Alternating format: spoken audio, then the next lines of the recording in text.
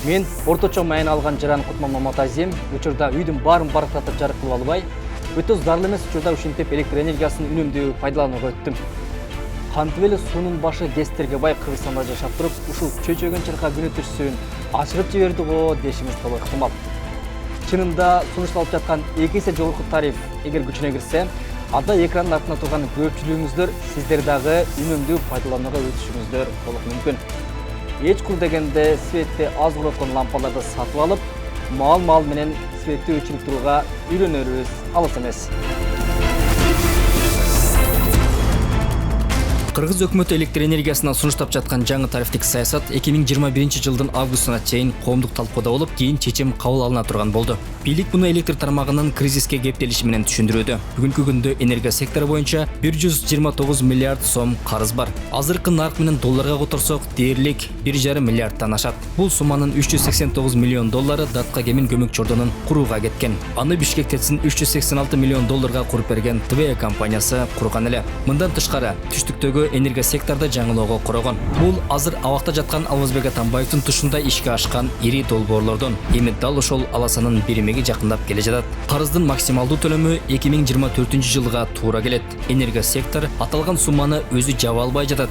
Бюджеттен төлөөгө чама-чарк жетпей турат. Ошол эле учурда оңдоп түзөө тетиктерди жаңылоо зарылчылыгы бар. Президент Садыр Жапаров энергия секторда мурдагылар канчалык кризиске батырганын дыкат изилдеп чыгып, маселени ортого сала баштады.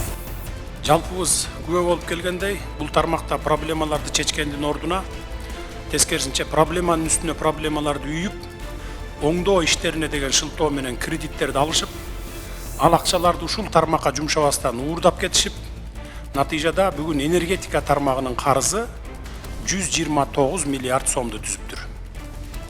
Ошого жараша көмөк чордондорубуз, линияларыбыз оңолгон эмес. Тескерисинче итке минип калган абалга келиптир. Бул акчалардын көпчүлүк бөлүгүн энергетиктер эмес, бийлик башында отурушкан атка минерлер уурдап кетишиптир.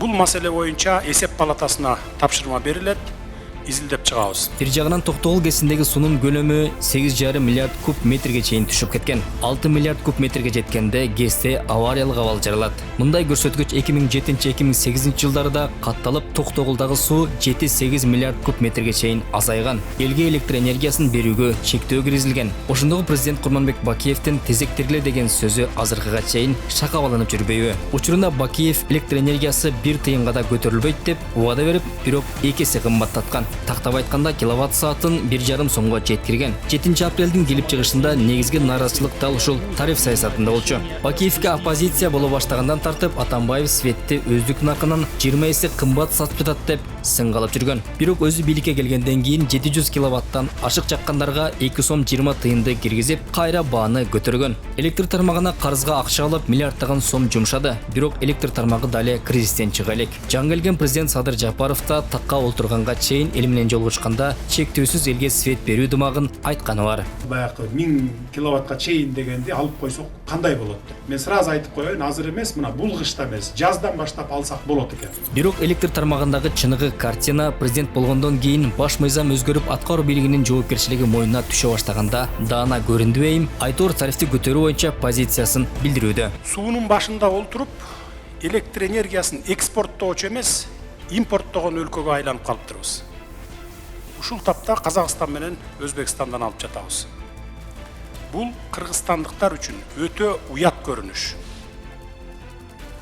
Эми мындан ары бул системага 1 тыйын карыз албай, тарифтерди өзгөртүү жолдорун колдонуп, өз күчүбүз менен кризистен чыгып кетүүнүн жолдорун издеп жатабыз. Кыргызстанда электр тармагынын чыныгы акыбалы элге жетпей, бийлик менен оппозиция ыңгайына жараша коомдук талкуу жаратууда. Азыркы учурда да баа саясаты түрдүү талкууга жем таштады. Анткени менен чыныгы экономикалык негиздер да ортого салынууда. Калктын саны жылдан жылга көбөйүп, электр энергиясынын керектөө 5% өскөн. Ал эми өндүрүш жогорулаган жок. Тээрлик СССР малында курулган ГЭСтер гана кызмат кылууда. Депутат Сайдулла Нышанов бул рет электр тармагындагы кооптуу кризисти саясатташтырбай, элге туура жеткирүү зарылчылыгы турганын белгилеп жатат. Бүгүн биз даже кеч калып атабыз да, муну кичине эртерээк кылыш керек эле береки жок. Себеби айылдарга барсак, мисалы мен базар кургондук болом, ушул базар кургондун тоо зонасында чайнектери столоварга мындай жабышпай чирип, баягы чайнектер турган жерлеричи өзүнчө турат да. Столболор болсо 50 жылдан ашып бүт капкара болуп,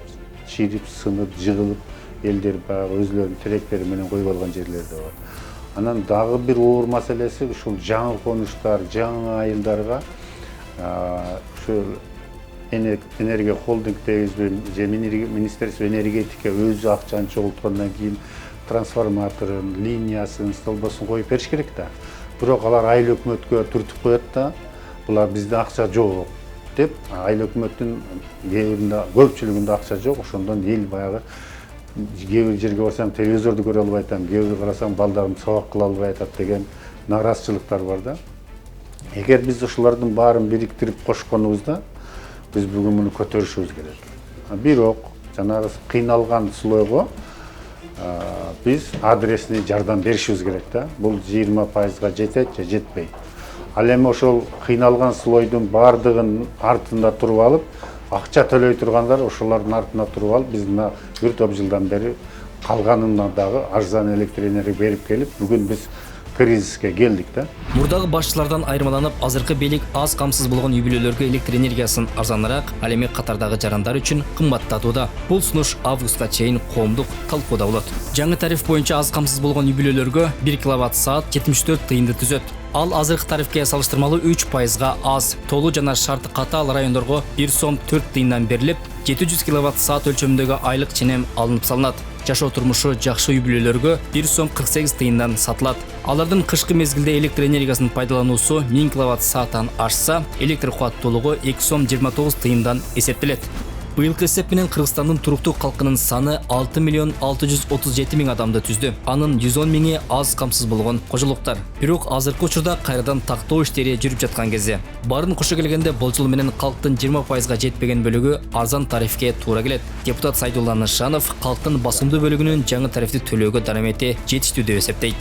Анан мисалы 10 литр бензин 400-500 сом болуп атса, аны бир күндө жагат. Единицаны салат. Bir butulka Kırgız arağını 300 somga alıp içet, zakıskası менен 400 somga al bir gündük ele. Al эми bir ayga 100 somga kımbatlasa biz жаңжалгынга даярбыз деген алдындай туура эмес түшүнүк да.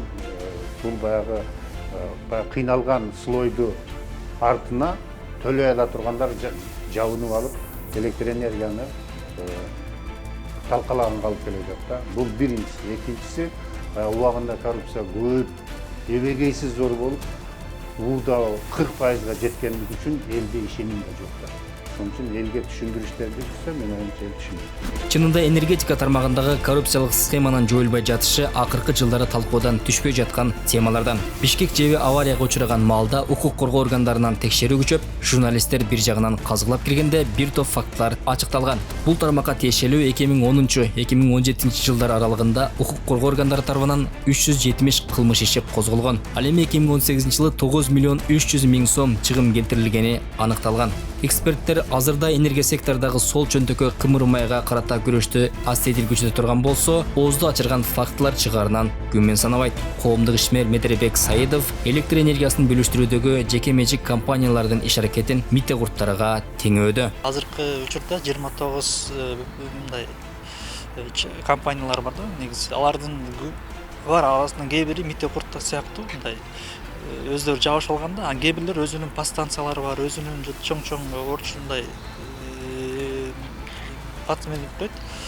Электр бөлүп чыгаруу оборудованиялар бар да, аларга реалдуу турдө алар 5-6 эле.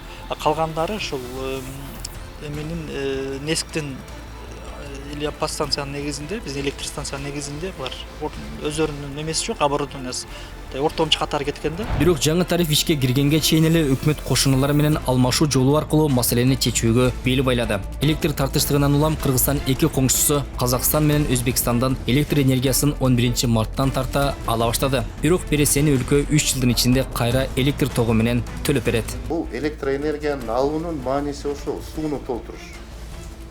Анан ушул эле электр энергияны биз 3 жылда Казакстанга кайтарып беребиз. Мисалы үчүн 900 миллион киловатт-саатты быйыл алсак, 300 миллиондон 3 жылда биз кайтарып беребиз. Бирок ушул 300 миллион киловатт-саатты бериш үчүн кайра эле ошол турбиналарды иштетиш керек. Сууну агызып туруп, турбиналарды айландырып туруп, анан сууну бериш керек.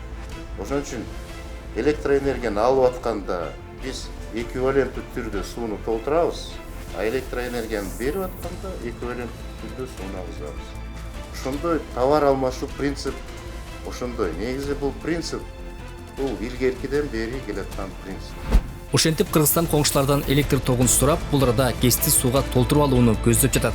Бул маселени убактылуу гана артка жылдырылат. Азыркы иштеп жаткан ГЭСтер барган сайын элге электр энергиясын өндүрүп жетишпей барууда. Бул коркунучтун алдын алуу үчүн Кыргызстан дээрлик 10 жылдан ашык убакыттан бери жаңы ГЭС курууга бел байлап, бирок иш алдыга жылбай келүүдө. Учурунда Орусия каражат бөлүп, Кыргызстанда жогорку Нарын ГЭС каскада жана Камбарата бир ГЭСи курулмак болгон. Бирок Кыргыз тарап бүт билдеттемелерин аткарганына карабастан, Орусия тарап иш баштабай, натыйжада өлкө бир тараптуу келишимди токтоткон. Азыркы бийлик Камбарата бир ГЭСин Өзбекстан менен бирге курууга ниеттенип жатат. Бирок бул кадам ар тараптуу сын пикир аралашкан талкууда турат.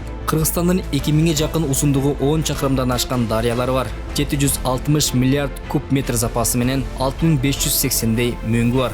Союз малынан бериле Нарын дарыясынын нугуна 35 ГЭС курса болот деген эсептөөлөрдө айтылып жүрөт. Кутман Маматазим, Кубаныч Азимов, 5 канал, Аптасыреп.